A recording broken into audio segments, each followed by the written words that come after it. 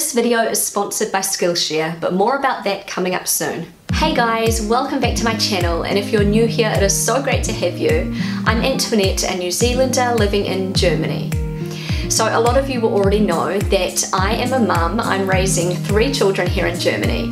So I talk a lot about motherhood and raising kids in Germany, but I realized that I haven't talked a lot about what life is like as a teenager here in Germany. And my husband, he did grow up in Germany. Rob will be sharing stories about what he used to get up to as a teenager in Germany, and I'll be quite surprised about certain things he was allowed to do or he wasn't allowed to do, or vice versa. And I thought it would be a fun video to talk about laws in Germany for teenagers, what German teenagers are allowed to do by law versus what New Zealand teenagers are allowed to do by law. So before I get into that, I will be talking about it really soon, but first I would like to take a moment to talk a bit about today's sponsor, Skillshare. So you may have heard me talking about Skillshare before. As somebody who is very inspired by creativity and entrepreneurship, this platform is right up my alley. I've been using Skillshare regularly for a couple of years now, and I highly recommend it to anybody wanting to explore their creativity. If you're not familiar with Skillshare, it is an online learning platform for creatives and curious people. Skillshare gives you instant access to thousands of inspiring video classes and workshops in a wide variety of creative subjects. Maybe you've been interested in exploring a new hobby for a while now, something like painting or cooking, or maybe you have a more ambitious goal in mind, like starting an online business or something along those lines. Whatever your vision is, Skillshare is going to be able to help you reach your goal. So if you're interested in exploring your creativity, the first 1,000 of my subscribers to click on the link in my description will receive a free 1-month trial to Skillshare Premium. Okay guys, so let's talk about the laws for teenagers in Germany versus New Zealand. So first I'm going to be talking about the subject of alcohol. So in Germany, you have to be 16 years or over to be able to purchase or consume alcohol or enter any licensed premises. And this is a couple of years younger than New Zealand laws. In New Zealand, you actually have to be 18 to be able to purchase or consume alcohol or enter any licensed premises.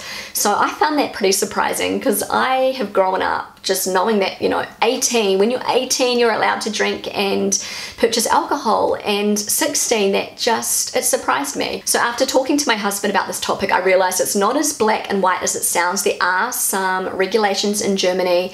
You can't be 16 and purchase every type of alcohol. There are restrictions. You can only purchase wine, beer or champagne. A 16-year-old is not able to purchase any of the harder alcohol like whiskey, gin or vodka.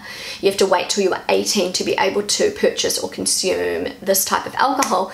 I was so confused by this. Why are 16-year-olds allowed to drink and purchase one type of alcohol and not the other? Someone can be intoxicated after drinking 1 bottle of wine or 5 beers, but they may be perfectly fine having a little sip of vodka. So I'm very confused about why beer and wine and champagne is allowed and not some of the harder liquor, because you can definitely misuse beer and wine, and of course obviously there's potential for more harm with the harder liquor. But when I think about it, most teenagers in New Zealand are consuming alcohol under the age of 16 anyway.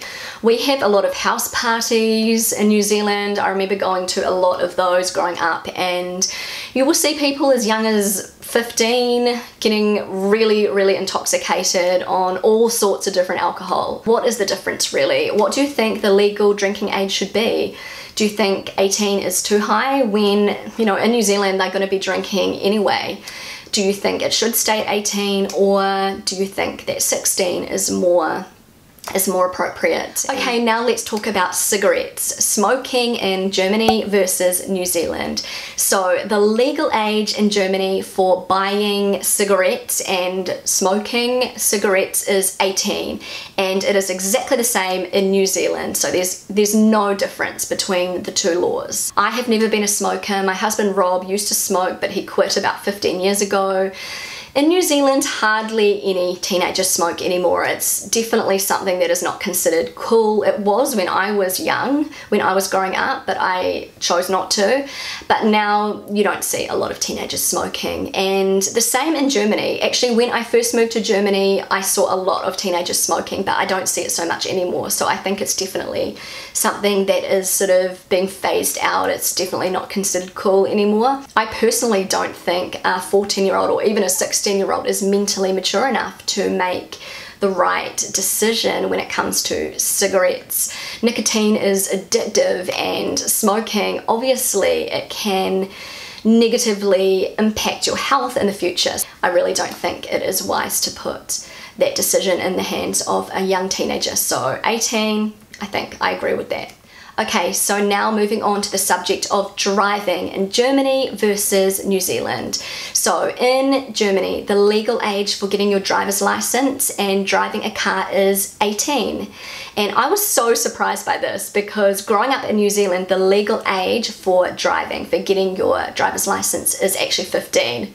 It since has been extended to 16. I am so happy about this because I personally don't think that a 15-year-old is mentally mature enough to be behind a wheel. A 15-year-old, a 16-year-old, even a 17-year-old, they are significantly more likely to speed, to break rules, you know, to drink under the influence, even though drinking's not even legal in New Zealand at that age. A lot of teenagers still do drink. They'll go out to a party and they'll drive people home drunk, and I just don't think that a young teenager is capable of making these types of decisions. An 18-year-old is so much more mentally mature and more capable of making wise decisions when it comes to driving. Okay, so last but not least, let's talk about criminal responsibility in Germany versus New Zealand. So please excuse me here, I am going to be looking down at a few notes. I don't want to get any of this information wrong.